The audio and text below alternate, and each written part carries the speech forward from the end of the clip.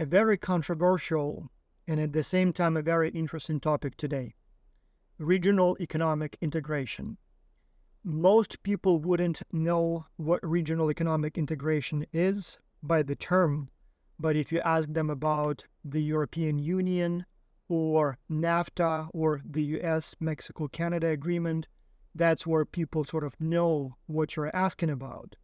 And you will see a range of emotions and opinions, often unsubstantiated by real knowledge of the subject, often based on the political discourse and often sort of propaganda, I would even say. And so people would have strong opinions about the issue without any substantive knowledge. And so today we will talk about regional economic integration so that you know better what to pay attention to as you're analyzing the pros and cons of regional economic integration, and so that you can form your opinion not based on political ads, but on proper analysis based on economic theory and based on statistics about these free trade zones, economic union, and other types of entities of this kind. And so I would like to start with a description of an activity that I do with my students when I teach this course in a face-to-face setting. I would do it with you if it were face-to-face, but you would have to just listen to my explanation. So what I do here is I would ask my students to split into several groups, and I would show each group a different condition or a different scenario, asking them to evaluate how good or bad it is. And so normally I would do it in the United States. And so I would ask students to evaluate the consequences, the benefits, and the downsides of, for one condition, Japan and China becoming one country. For another condition, Germany and Russia becoming one country. And then for the third condition, Mexico and the USA becoming one country. And I would ask my students, so is it good for country A? Is it good for country B? And so basically ask them to take the vote. And here is what I see all the time, every single time. In the condition where American students are asked as to whether or not Japan and China or Germany and Russia become in one country, almost all American students would say, yeah, that would be a good outcome for both countries. So for example, Japan with its technology, getting the resources and labor of China and the other way around, that would be a very strong, powerful economic union, definitely beneficial. Germany with its technology and institutions and Russia with its resources becoming one country, that would be a very strong, interesting union. Although I haven't done this question in the context of the recent struggles between Russia and Ukraine and between China and the rest of the world. So maybe the opinion would be different. I haven't done it in the last year or two. But before, the opinion generally would be very positive. But then I would ask, how about Mexico and the United States? So one section of the class. And everybody would say, oh, this is such a terrible idea. Such a terrible idea. And so first, it seems like the United States and Mexico are unique. And so maybe American students know something about it that makes it different from the other two. But in both cases, you have sort of one country that is more economically developed joining forces with a country that is less economically developed by population and by other characteristics, right? And so many people here are like, no, not in my backyard. For them, that's good. For me, it's bad. What's interesting, I often have students from those other countries, Japan, Russia, China, and so on. And so to them, they look at Mexico and the US becoming one country, and they say, oh, this would be so great. Such a, two strong countries, two such big countries joining together the forces. One has more technology, better institutions, another one has young population. That would be so good. But for example, Germans, Germany and Russia becoming one country. No way, we don't want that. Russians with Germans, no way. I mean, we don't want them. We had a war with them. China and Japan, don't even get me started. So they don't like that idea at all. And so what that tells me is that you see this very strong sort of, NIMBY effect, not in my backyard. So people in general, when they think about somebody else's backyard, so to speak, or conditions, they think with their sort of cold mind, and they do see benefits of regional integration.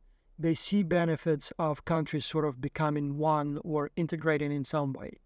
But when it comes to their own country, when it comes to their own sort of sovereignty, I guess, almost, or economic independence, that's where they become very much anti-international integration, right? And so that makes it very difficult to teach this topic, because here you have this strong emotional antagonism and response, and so people often think sort of here in with emotions rather than with cold mind.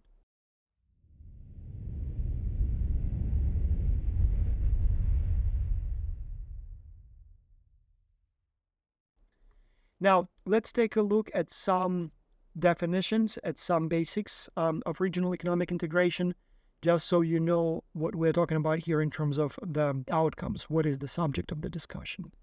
So, obviously, most of the countries on this planet are independent and separate and operate separately, but often they start integrating. And so it's not necessarily becoming one country, so there are progressive levels. So the lowest level of integration would be a free trade area.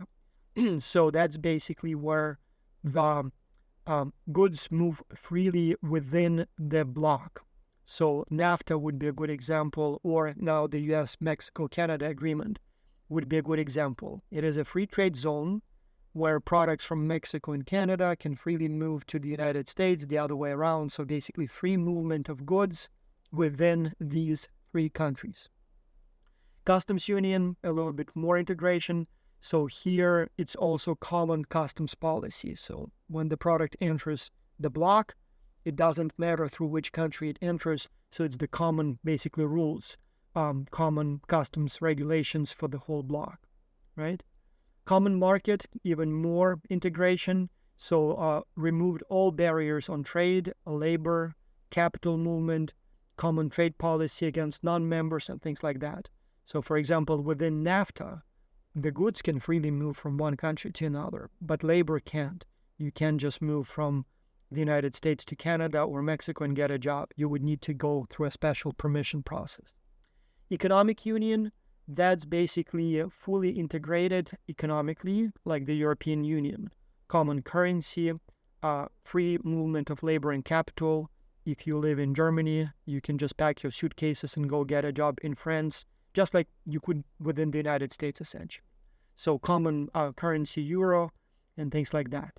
But still, each country has its own parliament, each country has its own sort of army, and so on. So basically, political attributes are still not there. And then finally, political union, that's a country. So that's a single country with a single parliament, president, army, central bank, and things like that. So the United States, or Canada for that matter, are political unions, even though they are unions of 50 states or 13 provinces and territories in Canada, but they do have centralized power, so it is one country.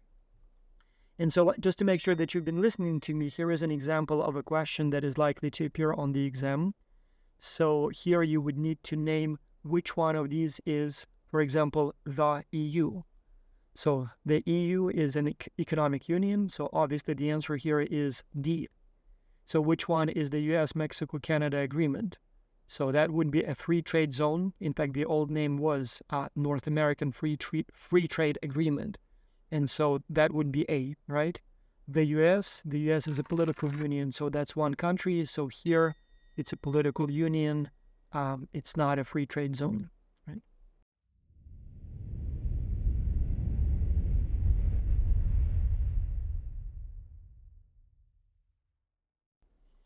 Okay, so now let's take a look here at some possible, or basically the rest of the discussion will be about some possible advantages and disadvantages of regional integration. And so you should understand that there are pros and cons. So there are positives and negatives of this policy. And so we will talk about them one by one. But briefly, there are many benefits of regional integration. Trade becomes easier, access to new markets is easier, more competition that leads to better products at a better price, lots of job creation, lots of political cooperation. So definitely a lot of benefits. But there are also some downsides, and we'll talk about them separately. So there is trade diversion. So the trade increases, but from some regions it may be diverted to others, which leads to problems. Employment, same thing. Usually regional integration creates more jobs overall, but less for some regions. So the jobs may be shifting from one region to another. And so while overall it's beneficial, but some regions may be losing. Loss of sovereignty. So once you become a member of some form of a union or free trade zone, again, some decisions now you have to coordinate with your partners. And so obviously that may cost you, it's less sovereignty, less control. So let's take a look at some of these factors one by one. So trade creation, first and foremost. So when you integrate in any way, free trade zone or economic union or even a political union, several things will happen. So several things will definitely happen. So first, the products will move easier from one region to another. Same thing depending on the level of integration can apply to also movement of labor, movement of goods, movement of capital. So, but in any case, there will be definitely much more movement. There will be definitely fewer delays on that movement. And so what will happen is that probably there will be more trade. So there will be more, you do something for me, I do something for you. So there will be definitely more exchange. So trade, you understand that it's exchange. So it's not somebody just gives somebody something. It's always exchange. And so it definitely will happen at a much larger scale. And so obviously there will be more trade, and we'll talk about positives and negatives of that because, again, depending on where you stand, it may be a problem for you. But we know that trade will be more, it will be easier, it will be faster, and as a result, there will be more competition. So before, you had to compete only against the companies in your specific country. Now that the goods move freely from one country to another, you have to compete with people or companies from other countries that now have an easier access to your market. And so competition, we know if you believe in the if you know that free market and competition do something, then you know that they create usually lower prices, usually higher quality, usually better service. Because if you don't do those things, your competition will take a market share. So there will be definitely some increase in trade. There will be increase in competition. There will be efficiencies due to economies of scale. But then again, is it good or bad? Well, it depends on who you are. So if you happen to be the guy who was shielded from competition, making whatever product you make, and now the regional integration opens up your market to competition from other countries, then you lose. If you happen to be a customer who was buying that product at at an inflated price because you had a monopolistic situation, and now you have multiple suppliers, that's good for you. Better price, better variety of products, more choice, better service. So obviously for you, that would be beneficial. Now, here is a story from the time from 2004 when the European Union expanded and invited Poland into the Union. So obviously it didn't go smoothly. So some things worked well, but there were some things that people didn't like much.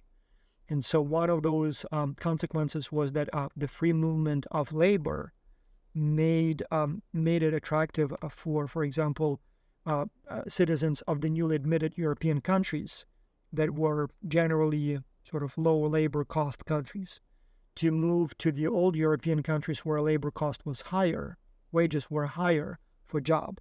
And so what happened a lot at that time was that many, for example, Polish workers moved to countries like Germany, like France, in search of better pay.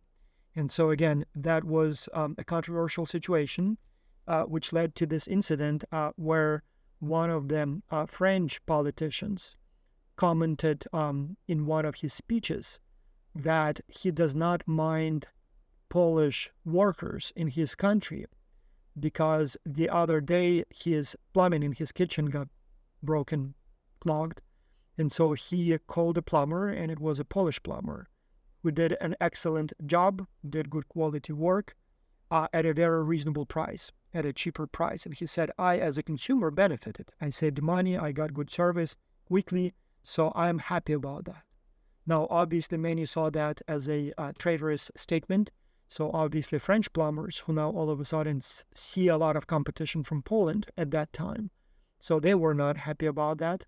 Many French citizens also felt that it was unpatriotic to hire a Polish plumber when there were French plumbers. So that was, quite controversial. So here you see this challenge of consumers being happy about it, better prices, often better quality, better service, and then those who need to compete now with more competition, I guess. So they're not happy about that. Now, Poland decided to sort of capitalize on this scandal, and in the 2004, they were running this, ad campaign where they put billboards like the one you see here on the picture all around Europe, the European Union, with one of their models sort of posing as a Polish plumber and basically saying that come here, lots of things to see. So people come to Poland, visit Poland, great country.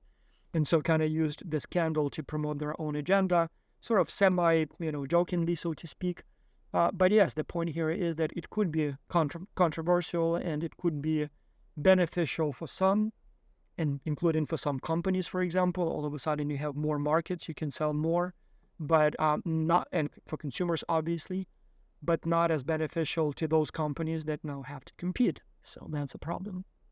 Now, let's not forget that in the history of the European Union, in the history of Europe, there were many instances when, in fact, not many, there were hardly any years when there was no war in the country or on the continent.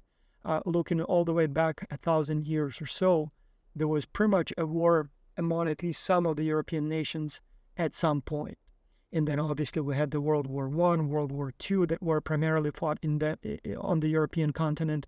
So those were extremely bloody.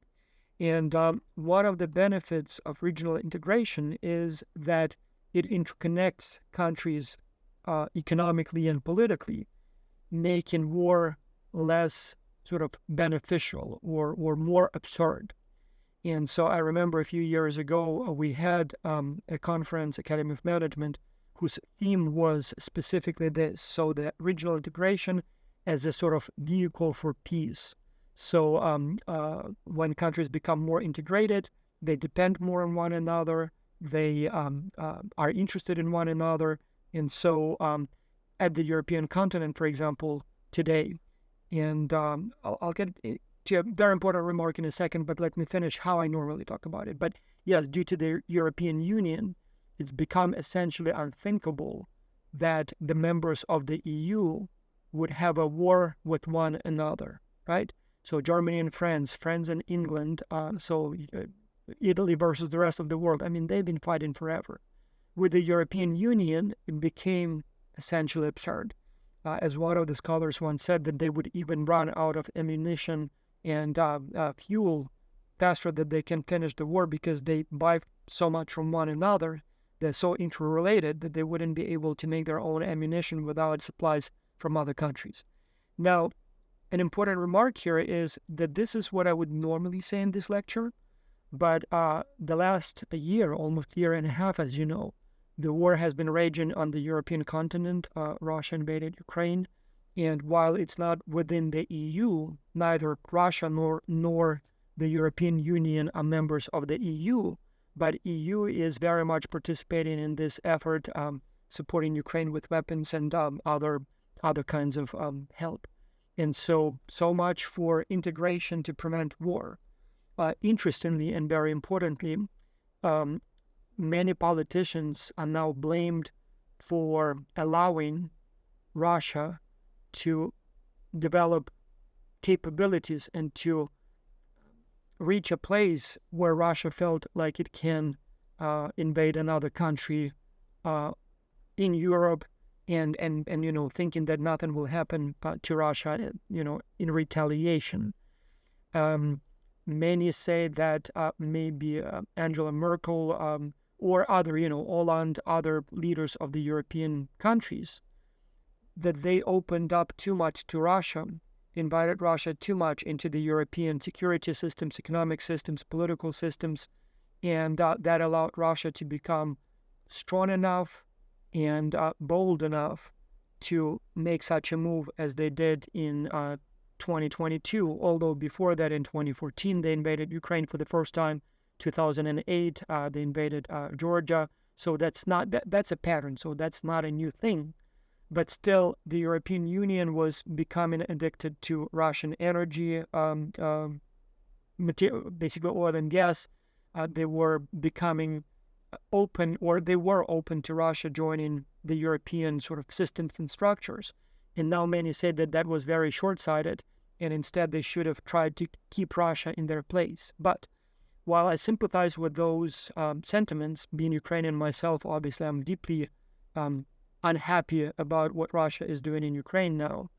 But I do see the logic of those politicians, EU politicians, who are actually trying to engage Russia more, including the American politicians as well. The infamous red button, reset button that Hillary Clinton, as the Secretary of State, and Sergei Lavrov of Russia as the foreign minister or foreign affairs minister pressed. So basically, even though it was shortly after Russia had invaded Georgia, the United States was still trying to reload and reset its relationship with Russia. So the logic there was that they wanted to integrate Russia as much as possible, economically, but also politically, in hope that the more Russia sells to the European Union and the more European Union sells to Russia, the more they trade, the more they cooperate, the less interesting it would be for Russia to do something stupid like this. The more Russia's prosperity will depend on a good relationship with its European or North American partners. And so it would not be in Russia's interest to do anything bad, as they did actually on numerous occasions. Now, evidently, some politicians like Putin obviously do not think in those categories. And so we do see that this whole war and expansionism of Russia probably will not be good for Russia long term. But I can totally see how at those times that was the logic. Instead of fighting, let's try to integrate. Instead of waging wars, let's try to become more close to one another. So I'll be honest, at some point I thought that was the right policy. So instead of trying to, sort of continue on with the Cold War, let's try to become closer partners. But as I said, this slide did not age well, because now we see that integration may reduce the chance of war, but it all depends on the person you're dealing with. And sometimes it may not do much, as the most recent history of Russia is evidence to.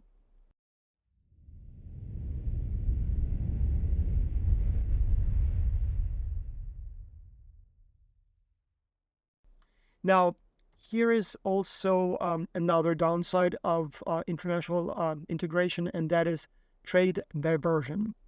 So what happens in many cases is that as countries become more integrated, it becomes easier for them to do business within the bloc, and comparatively less interesting to do business with countries outside the bloc. So before NAFTA, the United States, for example, had a very viable, very vibrant relationships with Asia. And not that it went away completely, but when Mexico and Canada became part of NAFTA with the United States, some of the trade with Asia became comparatively less interesting. And so as a result, some of the trade basically went away and was displaced. In and of itself, it's not a big problem, but it does present the challenge of some shifts. And when shifts happen, obviously those who were adjusted to the old status quo, they lose. And so that diversion could be problematic for some of the countries here. So for some of the actors or players in this situation. And so, yes, so for the United States, once Mexico became sort of a privileged member, much of the trade, for example, that Mexico had with Latin America, the rest of the Latin America, was diverted to the United States, South America. So basically some of the shifts happened. And when they happened, obviously, as I said, some non-members may lose. But also even some companies within the union may lose, because in this case, if your job was to sort of oversee trade, for example, you are a representative of a company that trades or, facilitates trade with, let's say, Korea or Japan. And now all of a sudden, some of those channels are broken because of the new privileged partners or preferred partner. So for your company, that's a problem because you do business through Asia. And so the new agreement within North America is a problem for you. So for some, it could be a problem, even though overall it's probably beneficial. Now, here is a question for you. Let's see if you've been paying attention. So what is trade diversion? So trade diversion is that it's a reduction in trade between union members, so countries that are part of the union, and non-union members, so countries that don't have this preferred trading partner status. So that would be trade diversion.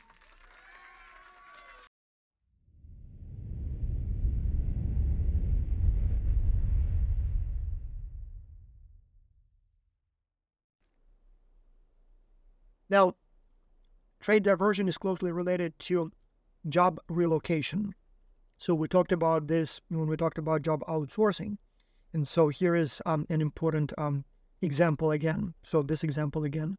So we will talk about the overall effects of NAFTA on the American and Mexican economy, for example. And I will show you some statistics that shows that NAFTA actually created jobs in the United States on balance. But it did lead to a lot of relocations of jobs. So it did lead to many factories moving, for example, from the United States to Mexico.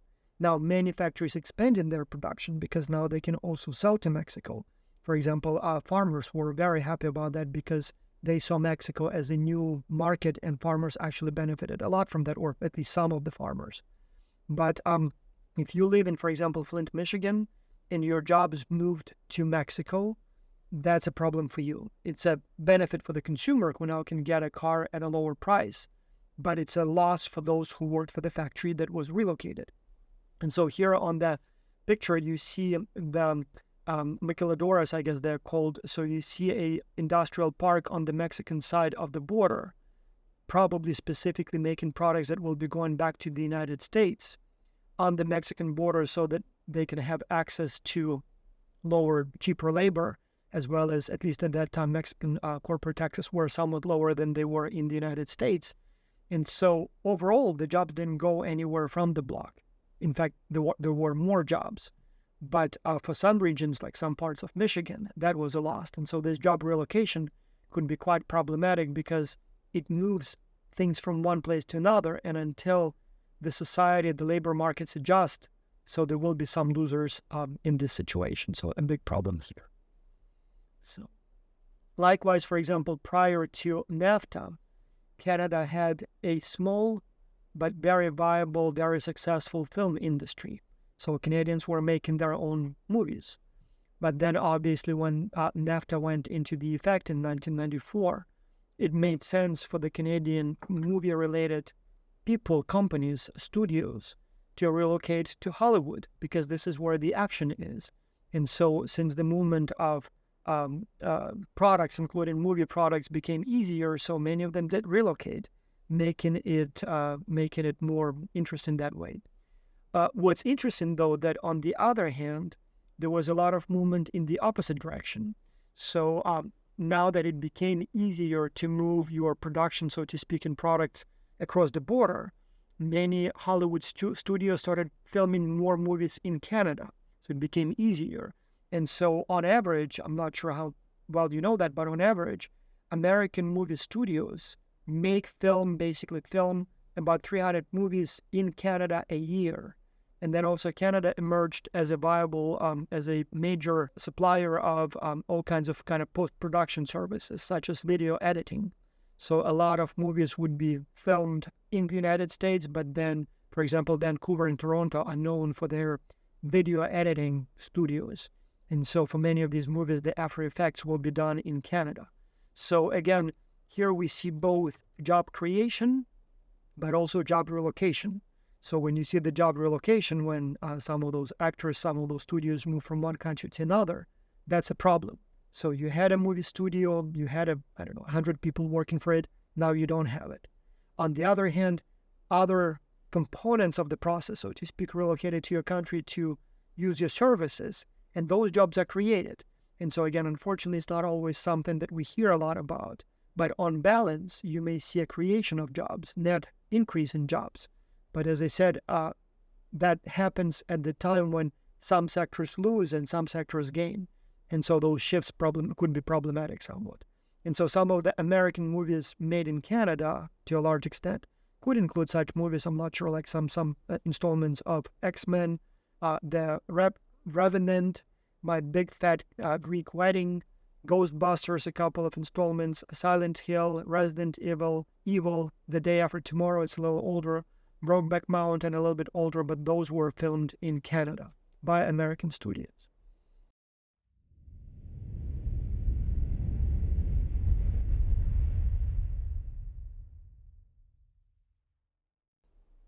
So now let's take a look at the stats related to NAFTA. Again, people have very strong opinions about the effects of NAFTA on, for example, the United States in general. And so here are some undisputed facts. So we know that in the United States, about 3 million people have jobs that produce goods and services for Canada and Mexico. And that number is much larger today than it used to be. So we know that a huge portion of American labor force have jobs and work and make products and services that go to Mexico and Canada. The big question here is, are those 3 million jobs a net increase or a net decrease? If there was no NAFTA, how many jobs would be created instead? And so the challenge here again is that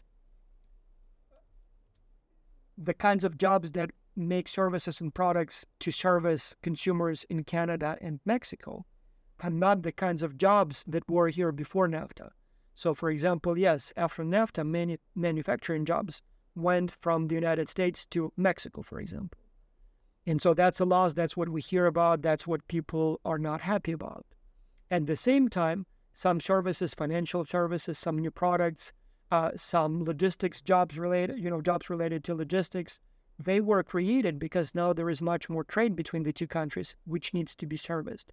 And also there are some services that could be sold to Mexico. And so a lot of jobs have been created that we kind of don't hear about. So, but when we go to what is the net balance, well, it depends on whom you ask. For example, AFL-CIO Group, which is affiliated with some conservative think tanks. So they calculated that on balance, NAFTA cost America about 1 million jobs. I mean, Americans have 300 million people, of whom about 2 million have gainful employment. So that's 200 million, sorry. So 1 million, that's like 0.5% change. So that's not really a big number, even if it were true. But then at the same time, the U.S. government studies, again, multiple administrations consistently showed that about 1 million jobs have been created. So net increase. Again, not a huge deal. So given the number of people working in the United States, that's about 0.5% employment increase. But again, you have these competing sort of factors here, competing narratives. Depends on whom you ask. Here are some facts that, again, we know for a fact because these are past numbers that we can know precisely. So we know, for example, that following NAFTA, 1994, so if you look here at my charts, so the red line, vertical line shows you when NAFTA was created. And as you can see, since then, the movement of goods from Mexico to the United States increased dramatically from about $60 billion to about $400 billion. And then at the same time, the products going to Mexico from the United States also increased dramatically from about $50 billion to about $220 billion. So the question is, given that the amount of products going from the U.S. to Mexico increased 4.5 times, and given that the amount of products going from Mexico to the United States increased 6.5 times, does it mean that Mexico won and the United States lost? Or does it mean that the United States improved its position more than fourfold, whereas Mexico improved its position more than sixfold? So basically both of them won big time, but Mexico won even more. And so that's where some of this confusion arises. So the fact that Mexico benefited even more, does it mean that we lost, or it means that we all benefited, even though some countries benefited even more? So that's where the sort of controversial aspect is. Now, many people don't know what has changed since NAFTA was replaced by the United States, Mexico, Canada agreement. And so let me go over some of the basics of the changes so that you know how it has changed. As you know, when President Trump was elected, so he essentially promised on his campaign trail and then signed an order that the U.S. government is to renegotiate NAFTA. And then after a while, so the negotiations lasted a little over a year.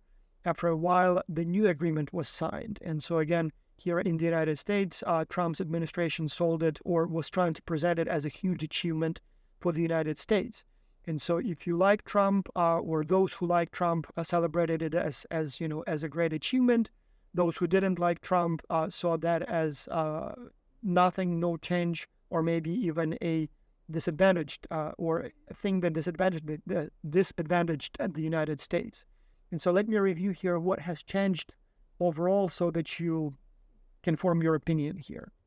So first and foremost, nothing changed much. That's important. So the agreement is still in effect. Its main core component is free trade between among Canada, Mexico, and the United States.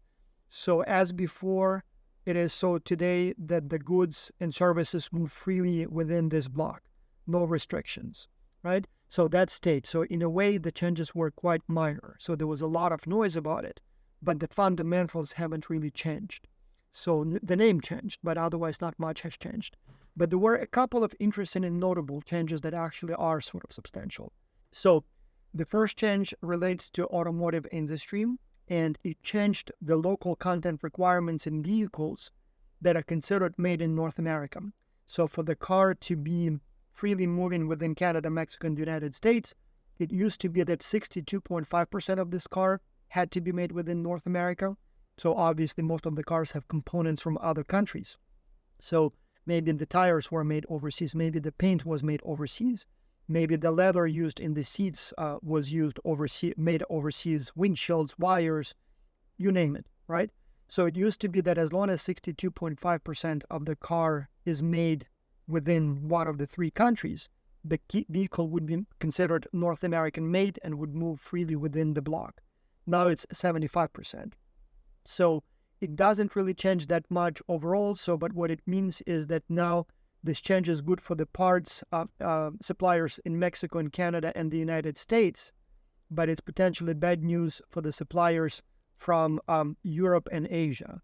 So essentially, it now forces Mexico, Canada, and the United States to make a larger part of the vehicle in North America. So for Asia or for other Latin American countries other than Mexico, that's potentially bad news. So another change is that now 40% of the vehicle components must be made by workers earning a minimum of $16 per hour. And so this one is actually sort of a stab at Mexico. So essentially the agreement forces Mexico to pay more to its workers, or if they can't, and not many workers in Mexico make $16 an hour, then it sort of forces the car manufacturers to relocate their factories to Canada and the United States, where the wages are higher than that. So in a way, this one is beneficial for Canada and the United States, and less beneficial for Mexico. So in a way, you can see that as a potentially sort of a win or an incentive for automakers to either stay in Canada and the United States or pay more in Mexico, thereby making Mexican labor less competitive against the United States. Another change was related to the dairy industry. So here it just simply gave an even greater access of American farmers to the Canadian market. So there were still some restrictions, some regulations, non-tariff, so some certification requirements and things like that. Now those have been lowered, so easier for American farmers to sell their stuff in Canada. The labor standards, particularly in environmental protection, particularly in Mexico, have been strengthened, toughened. So in this case, I'm not even sure who wins and who loses here. So in a way, it requires Mexico to be more careful, more stringent with safety protection in the factories, worker protection in the factories, and then also the emission of pollutants. So to some extent, Mexico was able to attract some jobs because they were not only cheaper, but also because some of the safety protocols were a little bit lax, and some of the environmental protection protocols were a little bit, weak. So now they're stronger, which in a way limits Mexico's ability to attract jobs based on those factors. But at the same time, it is, in a way, a win for Mexican workers and Mexican environment. And so I guess you can look at it as competition, but you can also look at it as just simply, the right thing to do, corporate social responsibility. And then also there are some changes related to intellectual property and digital trade. So intellectual property sort of protects more patents and innovation and things like that within the entire bloc, which is sort of good news for all three, Mexico, Canada, and the United States, because now Asian, for example, manufacturers will have a harder time selling their products within the union if there are any patent infringements and things like that. And digital trade is just simply when NAFTA was signed into the law in 1994, there were no online stores, Amazon and things like that. And so now there are. And so it's simply an addition. So it's not a change, it's an addition. And so looking at all these changes, as you see, some changes, some of them are sort of important, but it's not like, one country was taking advantage of another and now no longer that is the case. So some minor changes here and there, and in most cases, they benefit all three countries, not one at the expense of another. So some changes like that. Now, the irony of NAFTA is that it's almost universally hated or not liked or complained about in all three countries, in Mexico, in Canada, and in the United States. And I think I have seen protests against NAFTA in all three countries, if not face-to-face, then at least on television. So, for example, in the United States, as you may know, the sentiment tends to be that, well, in Mexico, the labor is cheap, and so NAFTA costs us jobs that are moving from high-wage country, the United States, to a low-wage country, Mexico. And so that's the complaint. But then in Mexico, in turn, they complain too. So many of them see all this American capital, all these factories as, again, expansionist or even neo-colonist. And they also fear that the United States has more capital, more technology, so they buy things left and right. And so they see that as an infringement on their sort of interests. But also in some areas, the United States is actually more efficient and more profitable, so to speak, like, for example, farming. So in the United States, the technology is better, tractors, combines, fertilizers, and things like that. And so while American farmers may be paid more than Mexican farmers, but many products they can make cheaper. And so for Mexican agriculture, that was actually not very good news.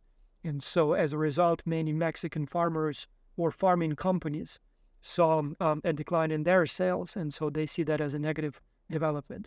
And likewise, in Mexico, there was a lot of relocation of business within the country. And so many of the businesses moved closer to the U.S. border because that's where the customers are now. And so while some regions benefited dramatically from these shifts, others lost. And so in many regions or in many sectors of the Mexican economy, people are not happy about NAFTA. And then Canada being sort of the smallest of the three, at least by population. So Canada is not happy because, again, they feel like the United States, being larger, is taking advantage of them. Mexico, being sort of cheaper labor, is taking advantage of them. So they're not happy either. And so that's the challenge. Everybody is sort of unhappy with the development, even though on balance, it seems like all three countries benefited big time. So what are the effects of regional economic integration? So let's talk about the things that we know for sure. Let's summarize the things that we know for sure. So regional economic integration definitely makes trade easier and definitely increases the volume of trade. So that we know. So if you happen to be a logistics company, very good news for you. More stuff will be moving.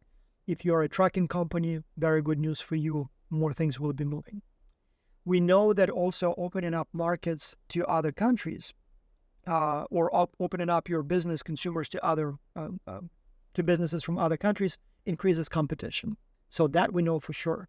And so there will be more competition due to regional integration. So that means that prices will go down. There will be more higher productivity. There will be better service. There will be more innovation because you either innovate or you go out of business. So if you believe that competition is good, there will be all kinds of good things happening due to competition, at least for the customers. But then again, competition is good for companies that can compete, but not so good for companies that cannot compete. So if you are an innovating company that can capitalize on economies of scale, that can capitalize on access to new consumers, great news for you. If you are a company that is not innovative, company that is not able to stay competitive, you'll probably go out of business and your place will be taken up by that other company. So bad news for you. We know that also easier movement of products and labor in many cases will lead to more specialization. So when there is a border and the products cannot cross the border, you end up with sort of duplication of industries and productions in both countries. But if the border is removed, all of a sudden you don't need to have two clusters. So you'll probably see some specialization. So one country maybe will specialize in this product, another one in that product, or this part of the production process versus another part of the production process. So there will be more specialization, which will probably lead to more economies of scale, which will probably lead to lower marginal cost, which will probably lead to lower prices and possibly better quality. Again, a great benefit for the consumers and the companies that can capitalize on this trend, but potentially bad news for the companies that cannot compete, and so they will have to vanish, and so their place will be taken up by somebody else. And so as a result, here we have sort of definitive winners and losers. So in this case, the winners will be companies that can serve customers better, their owners and their employees, and customers definitely win, all of them win. But the losers will be the less efficient, less innovative companies that cannot compete. And then obviously the owners of these companies and employees of these companies will also lose. And then possibly other constituencies in the regions where the companies that cannot compete are located, they will probably lose too. Because, if your town depends on the factory, even if you don't lose your job because the factory closed down, but, what your neighbors do lose jobs. And so for you, that's, a problem. So here are winners and losers, and that's something that is important to consider. Now, national sovereignty is another important thing that needs to be taken into account. Generally, like for example, when we talk about Canada and the United States, most Americans don't worry too much about losing their sovereignty and say by becoming closer to Mexico or Canada, right? So it's not like Mexico and Canada will dictate the United States what America needs to do. But for smaller companies, that could be quite a problem. For smaller companies, that could be a concern. So they may see that, gigantic influential United States will take some of their sovereignty away. And in Canada, I remember that was quite a concern. So relatively small Canada, which is only about 1/10 of the population of the United States and 1/10 of the economy. So they were very worried that they may have less say. And some regional blocs actually are set up specifically to benefit the larger country. Like, for example, NIS, the newly independent states. So it's like a political consortium or a free trade area at that time that was created of the former Soviet Union republics. So Russia, Ukraine, Kazakhstan, Uzbekistan, Belarus, and so on. So it was set up in a way that all of the voting, so basically the number of votes were tied to the size of the economy. And so Russia, obviously being the largest of all those countries, had the most say and essentially had the majority. So Russia could basically dictate the other countries how the rules need to be executed or created. And so that was a huge concern for the other countries because they were losing essentially their say. So that could be potentially a problem. Same thing when you look at the European Union. So when the European Union was formed, many countries were worried that now even though there is no one single largest country in the European Union, but they were afraid that the larger countries or simply other countries will all of a sudden now will be telling you what to do and how to do it. So again, not quite true, but there are many myths, many stories about how the European Union forces to classify bananas along like 80 dimensions and curvature and color and ripeness of banana and things like that. And so the Brits felt that it was too much was regulated by the European Union and too little was left up to the British Parliament to decide. Is it right or wrong? I don't know, but the work in terms like that. And I will just remind you that when Canada and the United States, for example, were coming into existence, it was exactly the same concern.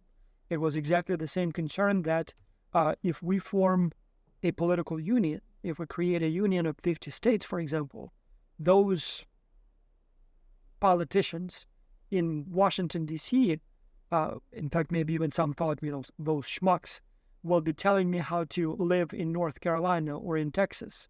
So I don't want to join the union because if I do, I will lose my state powers and basically secede them to or release them to the politicians in Washington, D.C., or same thing in Canada. In fact, this is the reason why the United States has such a strange voting system and has both the House of Representatives and the Senate, because the smaller states were concerned that if they don't have the same number of senators, for example, then California or other populous states, New York, they will be making all of the decisions, and small Wyoming with 500,000 people will have absolutely no say. And so that's why the United States has this strange system of where, for example, Wyoming with 500,000 people has 2 senators, and California with 40 million people also has 2 senators, making one senator from California basically 85 times cheaper, so to speak, or less influential, or representing, 85 times more people than one senator from Wyoming.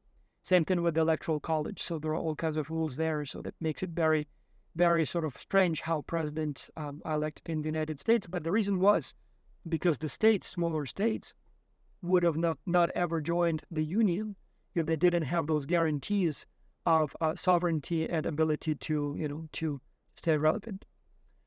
So now talking again about Mexico, the United States and Canada, the NAFTA or United States Mexico-Canada agreement. What many people see is the increase in imports from Mexico to the United States that went up dramatically.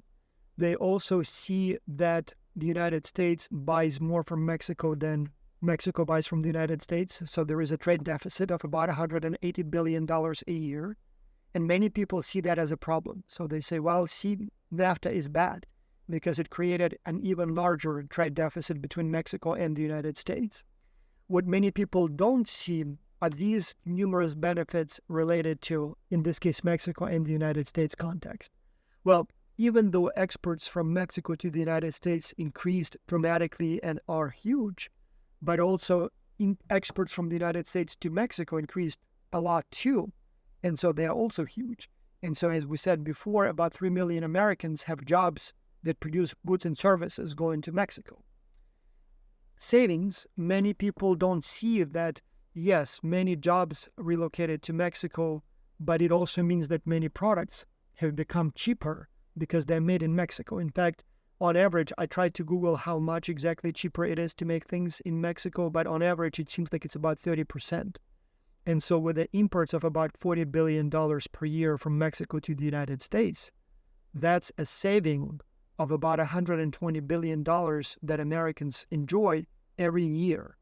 And $120 billion that we save on cheaper Mexican-made goods, that's the money we can spend on something else, on a haircut, on a massage, on a repairs to your kitchen, to your bathroom, on repairs to your car, on, you name it, building roads. And so all of those create jobs.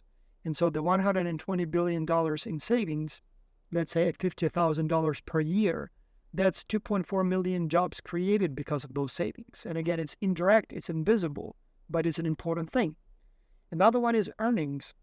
As we talked before, the United States is not only blue-collar workers in Flint, Michigan. It's also business owners. It's also entrepreneurs. It's also shareholders of the American companies.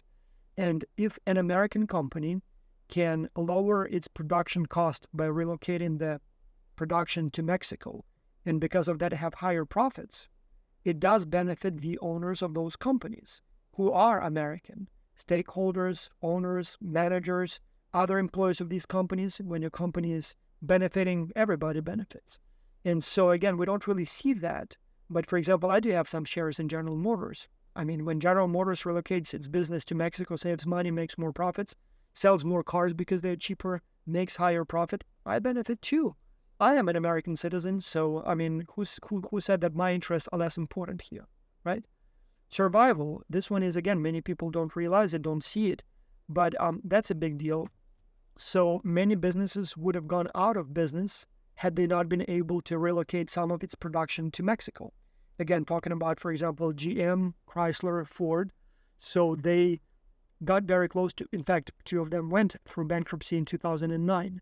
So Chrysler and GM went bankrupt. Ford got close, but was able to survive. And so all three of them eventually recovered and do very well. But part of the strategy was to relocate some of the production to Mexico, save a little bit on labor cost, expand into Mexican market as well. By making cars there, they also create more purchasing power parity, so more Mexicans can afford those cars. And so it's literally is a matter of survival. So literally, if these companies didn't have the option to expand into Mexico or make some of its product in Mexico, they may have not been here by now. So we may have not had GM or Chrysler anymore. And then again, we talked about competition. So competition from Mexico is tough. It did cost many companies their livelihood, their well-being, their profits essentially. But I, as a consumer, I benefit from that. So I like competition. I want more competition. So as a consumer, I definitely benefit from that. So these are all equally important factors that many people often don't notice. So now the question then becomes, why do we hear so much about the negatives of NAFTA and so little about the positives? And we talked about this before. I'll repeat it again. So psychologically, humans are wired in a way that we see losses much larger and take them much more sort of emotionally and deeply than gains. And so losses just simply look larger than gains to us. And so when we lose something, we become extremely upset and we are likely to take to the streets to show our dissatisfaction. And so people are willing to work hard to prevent losses, harder to prevent losses than to accrue gains. And so yes, when somebody starts making more money because now they can sell their product to Mexico, they're not likely to go on the street and brag about that. If somebody's profitability went up, if somebody has savings due to relocation of jobs to Mexico, they wouldn't be talking about that, even though these are equally important economic effects. But people would take to streets if they lose something. And so that's why it's very likely to see a dude on the street with a sign that says NAFTA kills jobs, but it would be very unlikely to see a guy on the street that says, I saved $5,000 on my Mexican-made Chevy Silverado, even though that saving may keep his business afloat, may allow him to buy the truck in the first place to have a business, or simply use that money to buy something else. So these are all very important economic effects, and people often don't see that as a benefit. Now, you would ask me, so does it mean the trade deficit with Mexico or whatever other countries we're talking about is good? No, I'm not saying that. But what I'm saying is that it does come with some positives, one. And second, very importantly, even if it's not good, the question is, what do we do about it? What do we do about it?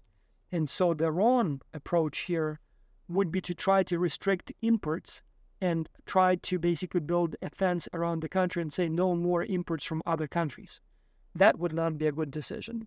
So that may create an impression that you're going back to the good old times when American goods, for example, were the only goods you could buy. But that will disadvantage the consumers, that will raise the prices, that will probably lower the quality, that will probably benefit inefficient companies that now will become even more inefficient due to the lack of competition. So you will have higher prices, fewer choices, lower quality, suboptimal allocation of resources, loss of economies of scale, and all of that. The right way to do it would be through education, through training, through promotion of innovation, through competition, being more competitive. So maybe also some programs that help your businesses to expand, maybe some additional expert financing, maybe some expert agencies that help here. So that would make more sense. And so when we talk about these things, we usually, as I said, when we talk about our own country, our own industry, our own jobs, we become very emotional and not very rational. So therefore, if you are from the United States, let me give you an example from Germany, so that you can look at it more sort of from a perspective of an external observer, as opposed to you being at stake here, or your livelihood being at stake here. So Volkswagen, the world's largest automaker for a long time. I think now Toyota took over, but for a long time it was Volkswagen. So it makes about 40% of its cars and about 70% of its car components outside of Germany. So roughly half of everything Volkswagen makes, it makes it outside of Germany. Now, predominantly in lower wage EU countries. So for example, in Spain, in the Czech Republic, so Volkswagen makes either full cars or components of the cars. And so many Germans are not happy about that. They think that this outsourcing of production to Spain, to the Czech Republic, to Poland lately as well, that's sort of a loss for Germany. What they don't quite understand that also Volkswagen sells a lot of cars outside of Germany. And so to a large extent, again, because it allows it to keep prices lower by making some of the components in lower wages markets, as well as not only sell more cars in the Czech Republic, Poland, or Spain, but also globally. So they're made in those countries like the Czech Republic, where wages are lower, the price is lower. And so more German cars could be sold in Brazil, in China, and whatever other countries. And so obviously that benefits the company, and that benefits Volkswagen. It benefits everyone who has a stake in the company. It benefits the employees of the company. And I would argue by extension, it does benefit Germany. So if Germany left the EU, for example, and became an independent country, like, there was a Brexit, now it would be Jexit, I guess, Germany exit. So would that make Volkswagen better? Obviously not. So if Germany left the EU, Volkswagen will have a harder time making these cars in low-wage countries of the European Union. And obviously its sales would slump, its profitability would slump, so it will not be good for Volkswagen. And now if Volkswagen were disadvantaged like that, would that be better for Germany? Good question, but probably the answer is no. Or at least, if you believe in the invisible hand of the market and free trade, that wouldn't be. So it's probably not going to be good for Germany. Now, let's take a look here at the United States context. And so let's talk about, for example, American automakers. So yes, in the 50s, 60s, 70s, the big three, so General Motors, Ford, and Chrysler, they were undisputed leaders. They were basically the only cars you could buy in the United States. And so they were complete, I guess it's not a monopoly, it's like tri-monopoly or triopoly. And so, yes, there were no other foreign cars, or almost no other foreign cars in the United States at that time. They also sold a lot internationally. And those were great times. Those were, those were the golden times of the American automotive industry. Now, what many people don't realize, that the world has been changing. Other countries have been developing rapidly their own capabilities to make cars. So obviously, South Korea, so first Japan, then South Korea, then Europeans, and now more and more so China and India, they're becoming better and better at making cars. So you see all those Toyotas and Hondas and Subarus that came here in the 80s and 90s.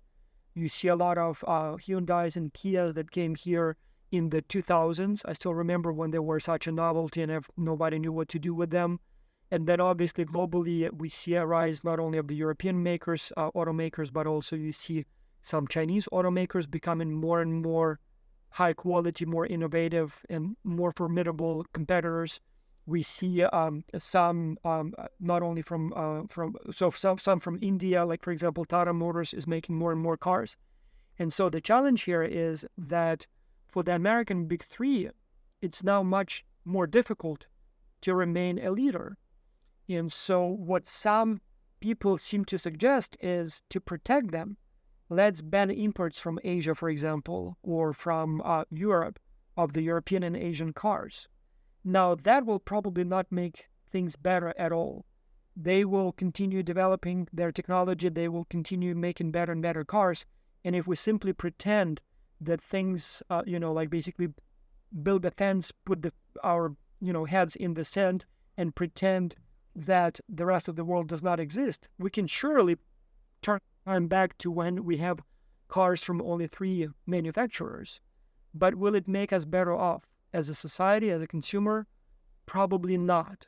So the solution here should be not to build fences and not let imports in, but perhaps maybe focus on how we can stay competitive.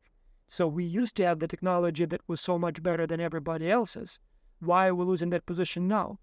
As Lewis Carroll once said, in this world, just to stay where you are, you need to run really fast. And so what that means is that they're catching up. If you are not moving, you will not be where you are. They will get ahead of you. And so you have to constantly moving. And so, yes, you can lower your wages, which is probably not the best way to go forward, so to stay competitive on wage. But you can also increase productivity. You can increase the rate of competition and innovation.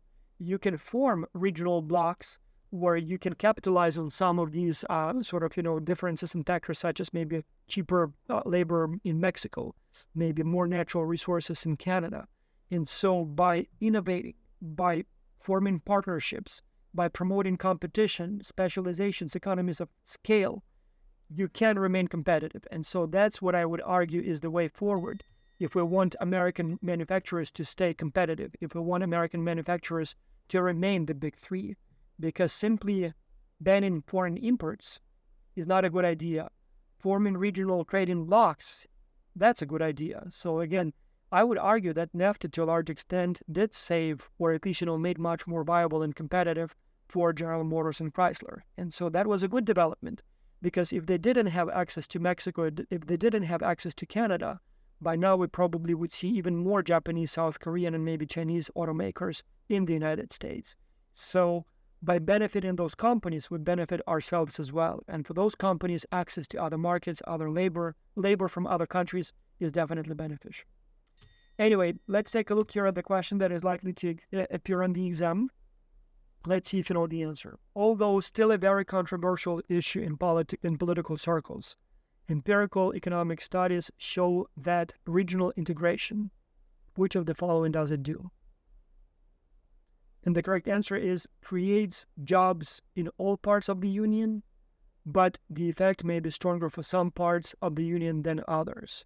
And so that obviously creates tensions and potentially problems. Anyway, so this is where we are going to almost stop, but I want to show you a couple of cartoons here as well, just as a parting message. So in the 1950s, parents would tell their children, be sure to finish your dinner. There are children starving in China and India. Today, parents should be telling their children, be sure to finish your homework, because there are children in China and India studying. And so they will be your competition. And if you don't stay sort of lean and mean, so to speak, innovative, smart, educated, they will come and take your job. And so one of the ways to sort of remain more competitive when we talk about economy is to become more integrated with your neighbors. And so as a bloc together more efficiently, capitalizing on each other's, taking advantage of each other's sort of strong sides, such as maybe cheaper labor, more resources, better technology, more capital, you can remain more competitive against your sort of external competitors, such as maybe China or the European Union. Thank you for your attention. Hopefully you have now not only more food for thought, but also more sort of structure in your head as to how to approach these things. And I hope you now know more about regional economic integration.